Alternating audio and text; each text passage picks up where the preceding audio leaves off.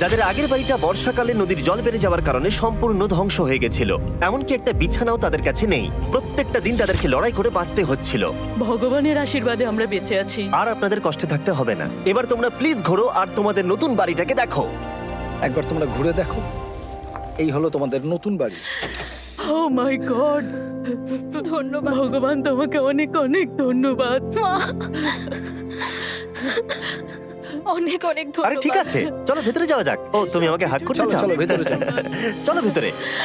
ও, কি সুন্দর। আর ওরা যখন নিজের বাড়িতে ঘুরছিল তখন ওরা জানতো না এই বাড়িটা ওদেরকে ফ্রিতে দেওয়া হচ্ছে। সারপ্রাইজটা কি বলনি? না, না। আরে সারপ্রাইজটা ওদেরকে বলে দাও। তোমাদের টাকা দিতে হবে, এই পুরো বাড়িটা তোমাদের। সৃষ্টিকর্তাকে অনেক অনেক ধন্যবাদ। নতুন বাড়ির জন্য অভিনন্দন। তোমাকে অনেক ধন্যবাদ। এটা ফ্রি শুনে ওরা খুবই খুশি হয়েছে। আমি কি এখানে শুতে পারি? হ্যাঁ তুমি শুতে পারো। ও, আমার এখানে ঘুমোতে ইচ্ছে করছে।